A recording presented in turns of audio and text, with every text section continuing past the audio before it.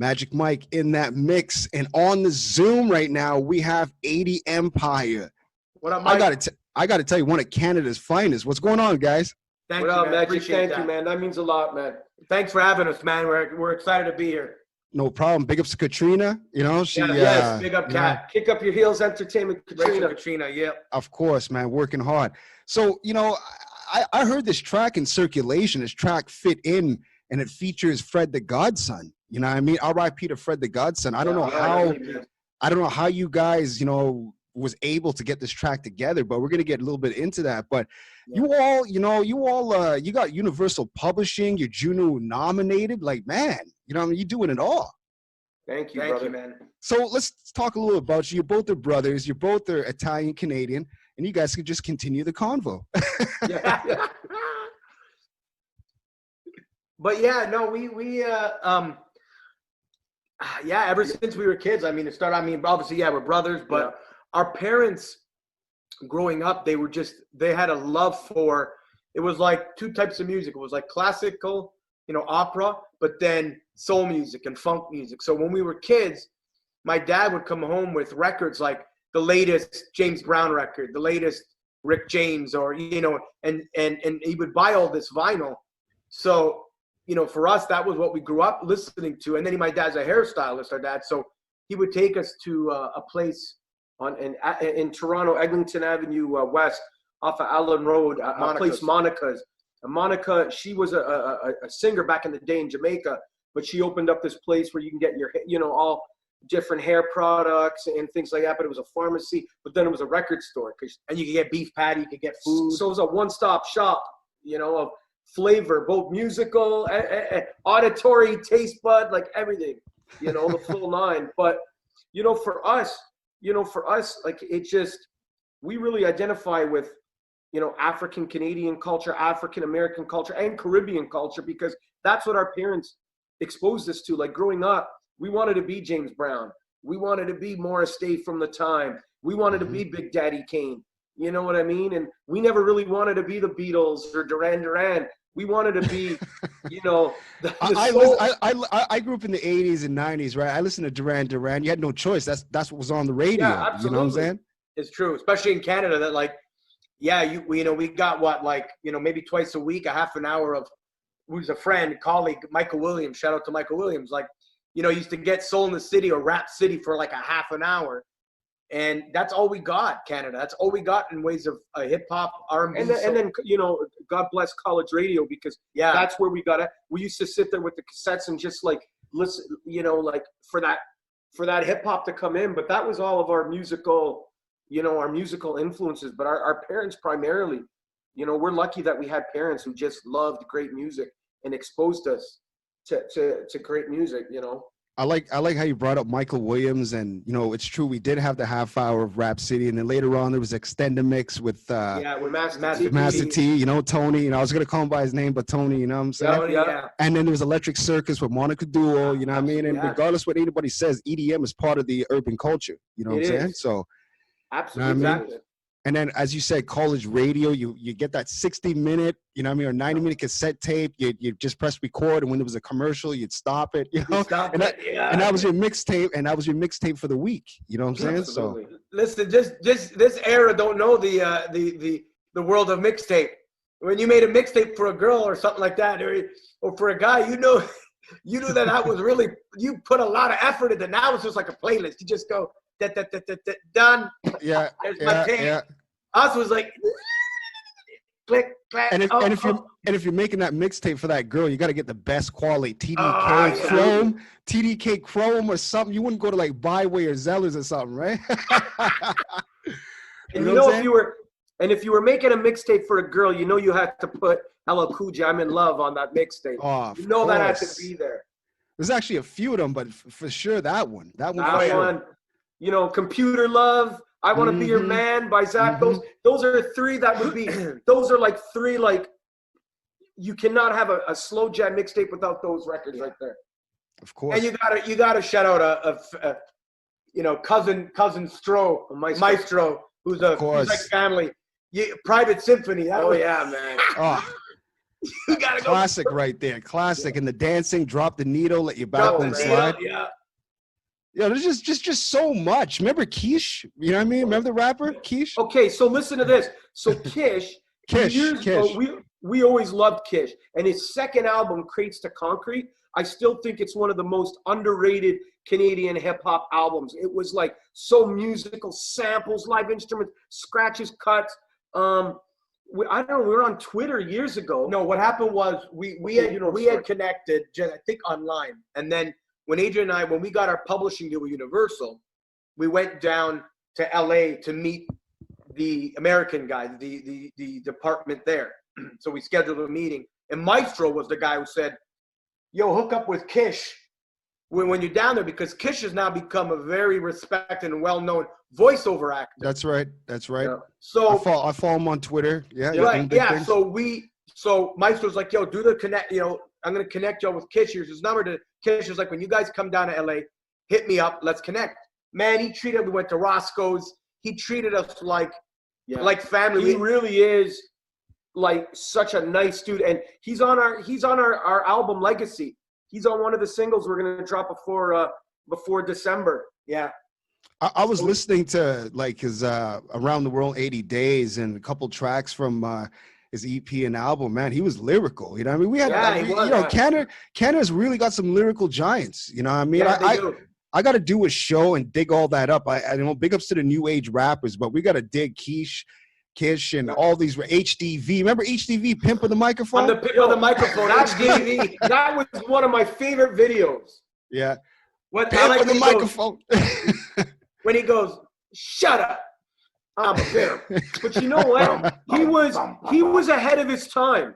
He was ahead of his time because he brought in, like, for the visual, even back then, because Canada, Canada's changed, but Canada, especially back then, was like just Molson Canadian, Labatt's, rock and roll, Hockey Night in Canada type of, the music scene in the forefront. So for him to have a video and have the white dude like as the chauffeur butler, like my brother and I, even back then as kids, were like, "Yo, HDV is like, this is ahead of his time." Nobody else would have the guts really to do a video and what he did. Okay, so I got to tell you, now that you brought him out, I have to tell you a quick story. So I do these, I go to LA and in January to do, it's called the NAMM show, all the music, because I'm the producer out of the two. Like, Adrian's the singer songwriter. I do all the physical music because I'm the keyboard player and I produce all the beats and stuff.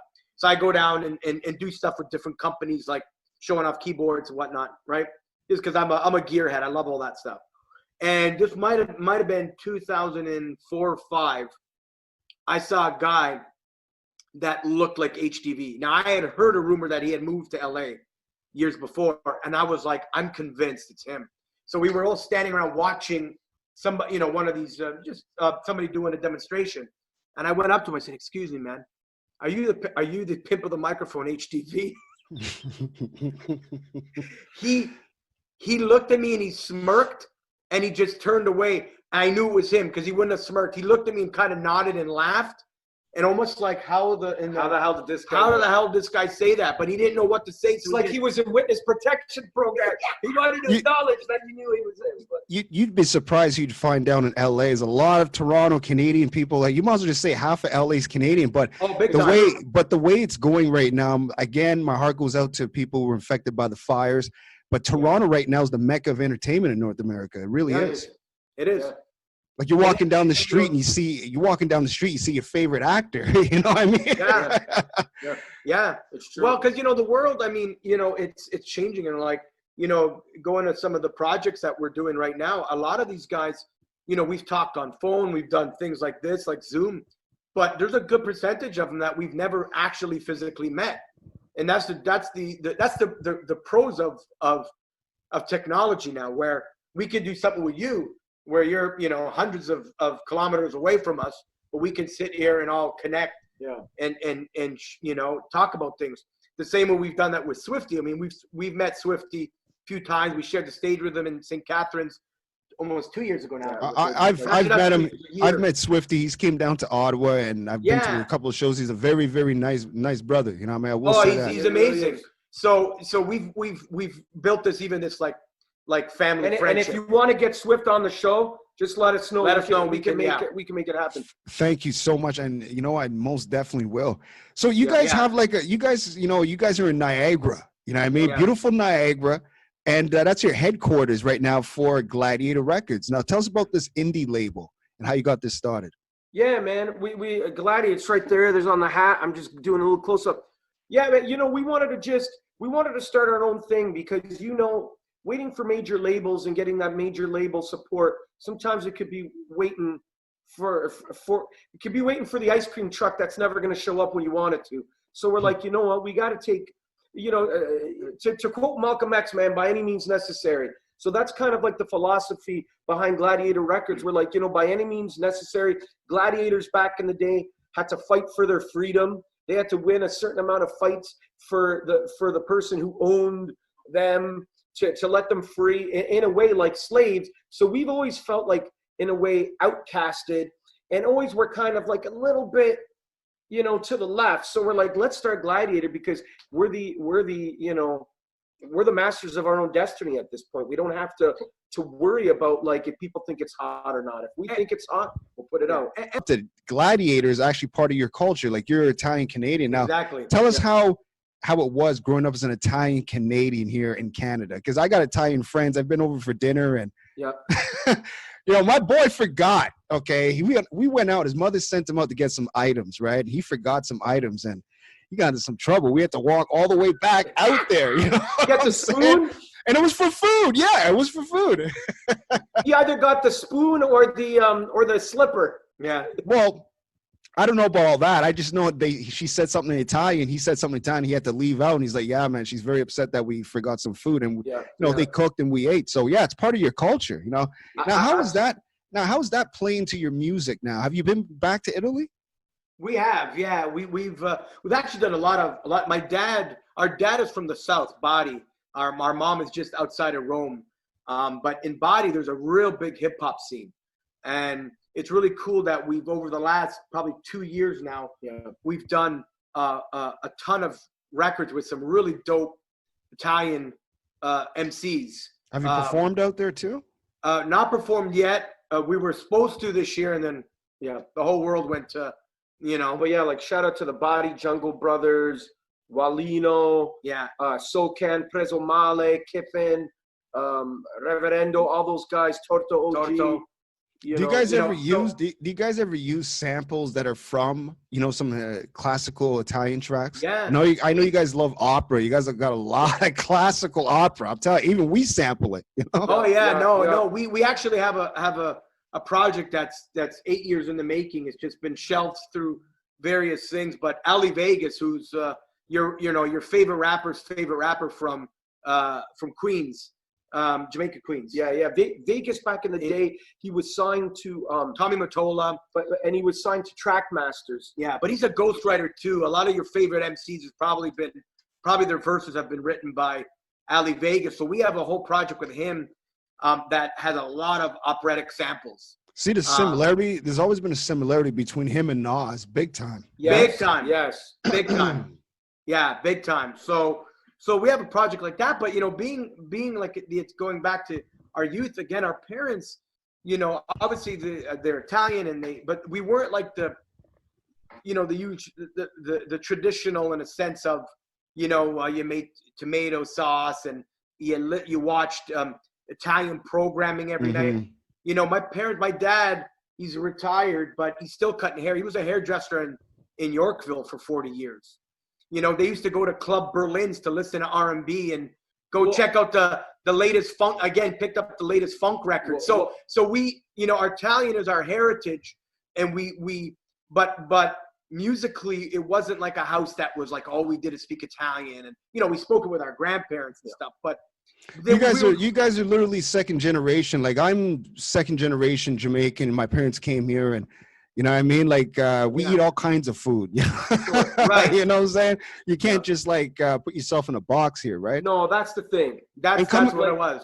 And coming from Toronto, such a multicultural city, you know, so you have no choice but to eat other people's food. Absolutely. Like, it's funny. My wife's half Trinidadian. She's half Trini, half German. Nice. I probably like Trinidadian food more than her, like eating doubles. And their hot sauce is hot, man. I'm telling you, man. Right? I thought our hot sauce was hot, and Cubans got, you know, they got all right hot sauce, but the Trinidadians, man, I'll burn your mouth off. My wife puts hot sauce on hot sauce. Like, that's how deep my wife's hot sauce game is. Yeah. But so even me, like my wife's Chinese, Cambodian. So, you know, we're the epitome of Canada, our family, like multicultural, you know, like I remember, you know, back in the day when we were, first coming up with music, you know, we had stuff playing all over the radio when Canada was really supporting, like major radio was really supporting Canadian content. Like the flow was back in the early 2000s. And I remember our old management, all Jamaican, and we were driving to the studio, which happened to be at like our grandparents' house. And I see, you know, like 7-8 guys on the veranda sitting there with my grandfather, and our grandfather's telling them stories about back in Italy and stuff like that. It was just cool to, you know, that's the kind of family we grew up in. That was our family I've never looked at color and looked at ethnicity. Like, we look at the content of someone's character, man. Exactly. Things up, subscribe to my YouTube channel, Majic with a J, Majic Mike.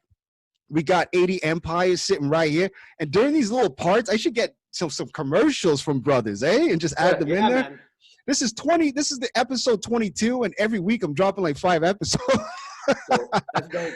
So you got this brand new track. It's called Fit In. Yeah. With the late Fred the Godson, R.I.P. You know what I'm saying? I hit my microphone there, R.I.P. And you know, I saw the video. You know, you released it, you know, not too long ago, and you guys sent me the MP3, and I heard it completely through my headphones. These same headphones I got on right here, and it just it brought me to another world. You know what I'm saying? Because I'm used to hearing all this trap coming out. To hear a track like that, it's like how can I say it? It's like a privilege to actually hear it. You know what I mean? That means a lot, Majic, man. Oh yeah, I you know what I mean? I really, you know what I mean? I push, you know, I really do push good music, and I don't have nothing but on this platform, right? So how did you link up with Fred the Godson? Like did you guys go down to New York? Did he come up to Canada for this one, or did he send? No, yeah, tell us about this. It's a, you know, it's kind of bittersweet. We linked up with Fred last summer, and I was trying to connect with him for a while, and his manager finally gave me his number. So I called up Fred. We were actually in Florida with the family and our families and stuff. And I said, Fred, you know, I got this track, you know, fans of the game, you know, the whole, we'd love to have you on this record. And he's like, yo, I'm in. I love it. Let's do it. You know, because we mentioned some of the tracks that we had previously done with Obi Trice and Bone Crusher and Swifty. And he's like, man, I'm in. So he heard the track and he absolutely loved it. So within like 2 days, I had the verse. The verse was done. When did all this take place? This was last summer. So 2019 summer. So as we were building the Legacy project, we put it on the back burner for a minute because we had started working on another album with our homie from Buffalo. Shout out to Ballistic Man. Talented cat from Buffalo. So, but we were waiting on verses. Adrian and I are, you know, as we're still, as we're releasing songs, we're still kind of building this Legacy project because we love the fact that, you know, we could create our own legacy, our own album that has artists that we appreciate, whether they're new, like some of the Griselda guys are on this project that are the new kind of Wu-Tang, you know, that real hip hop. Isn't that so beautiful how everything's resonating back? You know what I mean? That's what I love. Like we got Conway on a record. And all we needed, right? Because I know there was a lot of boom bap and everything still coming out. It never stopped, right? Never stopped. But all we needed was Jay-Z to be like, you know what? I got to put my foot down. You know what I mean? And that's I appreciate Jay-Z doing that. You know? Yeah, absolutely. And then Griselda came out. Now you got a lot of haters, you know, because all the rappers, like all the OG rappers, listen to these guys. I listen to these guys, right? Yeah. And then you got people saying, oh, their beats are starting to sound the same, and then they switched over. You heard Premier, you heard a whole bunch of other producers. They're even going on trap, right? Yeah. So, you know, I really like the way the game's going. I really do. Yeah. I really do. So do I. So we did that. So then back in November, we connected with Bishop Lamont, the West Coast juggernaut. And I said, Bishop, man, I'd love to get you on this record with Fred. And he heard the record. He was like, man, I absolutely love this. Lovers of music. So having Fred on the track, it just it just, again, it just put a stamp on why we do what we do. And then Bishop too. We've been fans of Bishop Lamont from the days of when he was signed to Dre and was supposed to be the Kendrick Lamar of the Dre of that era, of that mid 2000s to actually to 2010 was kind of his time on Aftermath. And it, you know, like all of us, you get into situations that you think are going to be the big thing to take you to the next level, and you end up getting right back to the bottom. But so you were really speaking with Fred. But then back in March, I was speaking to Fred and saying, listen, man, we want to put this track out. But we also want to do a project with you. Why don't we do, and he said, why don't we do an EP? Why don't we do an 80 Empire Fred the Godson project? And he said these words, and to me, it really, it's bittersweet. It's bittersweet, but he said to me, he goes, listen, man, he goes, you and your brother are some of the dopest producers and singers I've ever worked with. The only difference between you and some of these other cats is they're a little bit, they're more known than you, but let's change that. Let's do an EP together and get 80 Empire's name. And I heard that. I was like, yo, man, this is like love coming from Fred. I found on that track, Fred changed his flow a bit. You know what I mean? Like just, I don't know what you guys used on his plugins or whatever, but yeah, it was kind of a little different, you know? Just some reverb and compression. That's all I did. You know what, man? And that's what we're trying to do with this legacy project. You know, it's almost like Luke and I, like we feel like we're building our own Avengers and our own Justice League by like getting different cats from different hoods, from different countries, but that are titans in their own thing, but letting them, like Fred you would never really hear Fred on a record like Fit In, you know? But yet he did it and he killed it. And so that's the thing. Like we have a record right now that I think Bone Crusher's going to jump on, and we're working on getting MC8, but it's a record that you would never think MC8 or Bone Crusher would jump on. So that's what we kind of want to do. We want to kind of like get like some of these like all-stars, but then like put our touch on it, chorus wise and like beat wise, but bring these different worlds together. Do you know that we're keeping, you know what I mean, you, me, everybody who's really, you know, just, you know, staying with the organic, the originality of hip hop, you know, we're keeping this thing alive here. You know what I mean? If it wasn't for us, man, this thing would be dead a long time ago. You know? I think so, man. Facts. I think so. Now think about what you just said before, right? Like you're teaming up with Fred the Godson. You've talked to many other artists with McVeigh, and you're just connecting. You do a track with him. That's an extra song that goes out that people recognize. And then, you know what I mean? Believe it or not, there's like, I know about, you know, a couple 16-year-olds, 17-year-olds. They're into the boom bap. They have lyrical flow. It's out there still. You know what I mean? It's because of brothers like us. I've had kids grow up on my thing, you know, just like you, you know, so. Yeah, that's what it is. And I think, you know, the Griseldas of the world and the, you know, still like shout out like King Crooked. We put out a song a month ago with Crooked Eye, you know, legend in West Coast, you know, the Slaughterhouse, the whole, you know, Death Row, you know, guys like him and Joel Ortiz, Royce the 5'9". We got a track with Royce's brother, Kid Vicious, coming out in October. You know, these guys are still hot. They're still doing their thing, you know. And I think people want to hear, especially with the world right now, people want to hear substance again. Of course. People want to hear real lyrics again. During the coronavirus, the Black Lives Matter, you know how Public Enemy put out singles. You're starting to hear even some of the trap rappers putting out positive tracks. You know? So yeah, your hobbies, you know what I mean? So the whole cooking thing and, you know, like what else do you like doing? I love antiques and vintage stuff, man. Like I love going to flea markets, and that's one of the things that this pandemic has stopped, because especially in the summer, it's a great time to go picking and like go to garage sales. Like I've been able to find some like cool things at, you know, flea markets and garage sales, you know, like even like records. Like, I mean, this is like all that, you know. Oh, wow. Off the wall.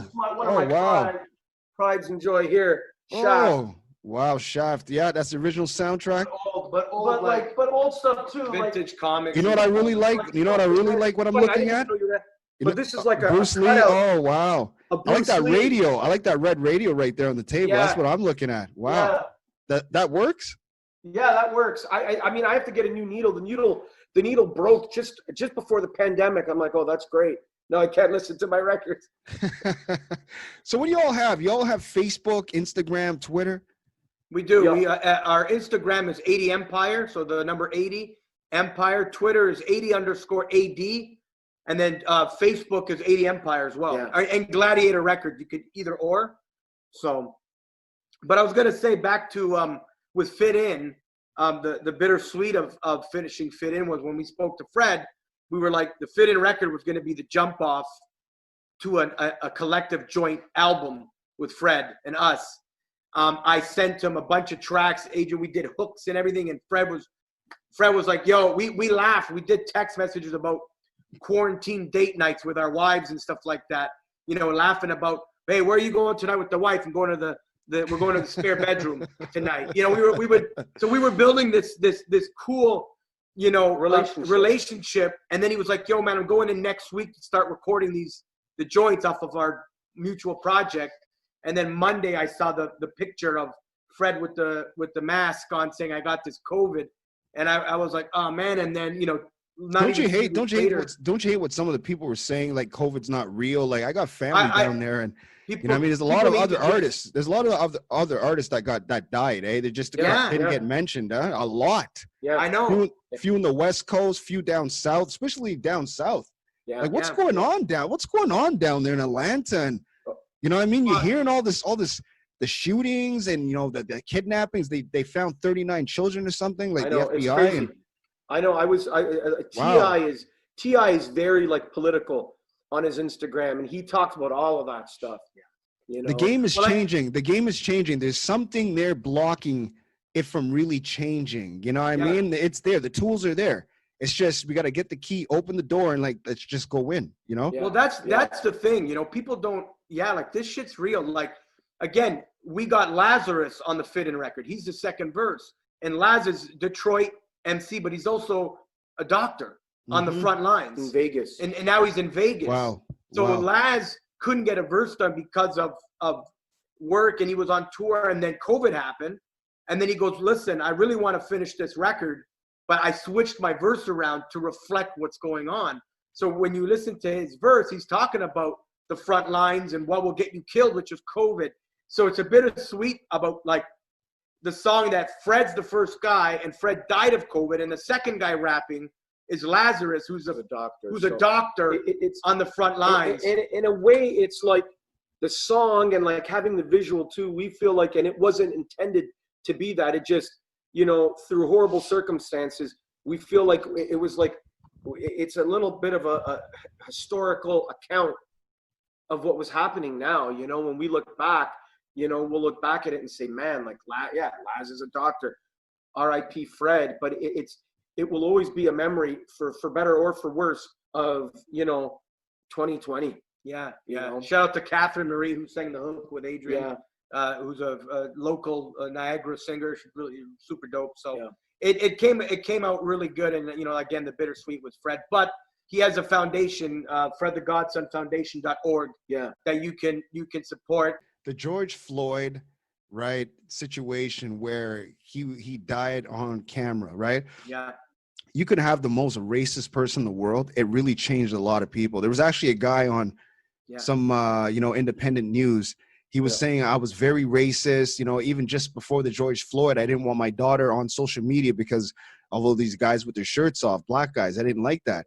And then when he witnessed it on social media, saw it on the news, and then he went on his phone because the phone gave more description. And he said it broke his heart, right? He finally realized that what he was doing all these years and what he was taught was bad. Just seeing the fluid coming out of his mouth, it was horrible. I want to get into it, right? But that I was like, that's nuts. You know what I mean? I can't believe that. When he's crying for his mom, who's his dead mother, like that shook me. Like cruel doesn't even describe it. Like there isn't an adjective to describe how disgusting those cops were, and that particular cop. But for the other cops to just be bystanders and not say, and like they could have easily kicked the cop off of, you know, kick the other cop off of him. You know, this has been an eye-opening interview here. It's not just about music here. This is like a whole different realm. You know what I'm saying? This was fun, man. This was great. All right, we're gonna hear your track Fit In, featuring Fred the Godson. This is 80 Empire. Thank you so much, guys. And you know what I mean? You know, like one last thing about the Juno, right? Like, how close were you getting that Juno? Yeah, man, we thought, you know, we were all excited. Maestro was excited. Big up to Maestro. It didn't happen, but we have to believe that we really feel that the best is yet to come. It can still happen. You can still manage a younger artist if they want to, or if you want to water them down, R&B them up, like whatever you guys want to do with the artist, and all of a sudden you win a Juno. That's your work. You know what I'm saying? Absolutely. Absolutely. I'm retiring soon, man. After, a few years, I want to go behind the scenes and start managing, the young kids, a little 21-year-old, and get them through, you know what I mean? Introduce them to guys like you. You know what I'm saying? Right? Yeah, absolutely. We're getting too old for this thing, man. But you know what's funny? We've worked with a lot of young acts, and they can't hustle the way we hustle. This generation, they don't get that this shit doesn't come in 6 months. They don't even play sports. Come in a year. They don't even play sports anymore. All they do is sit on their phone and stuff. Yeah. They don't doing this all day. They don't understand that this is a hustle. And Crooked Eye said it best on one of his posts. Even the Griselda guys, they're not 50 years old, but they ain't 20. They ain't 21 years old. Music nowadays, I really feel like it's ageless. We're not out there doing this, dancing routines and doing this kind of TikTok shit. Like, music is good. Music will speak for itself. Yeah, absolutely. Thank you so much, guys. You know what I'm saying? We're gonna hear this track, "Fit In" by 80 Empire featuring Fred the Godson. Let me get my picture back here before I go. R.I.P. Right here. You know what I mean? Right here on the Magic Hour and the Majic Mixxx. All right, thank you so much, guys. I got some company coming over tonight. They keep calling me. I keep seeing my phone. But guys, thank you.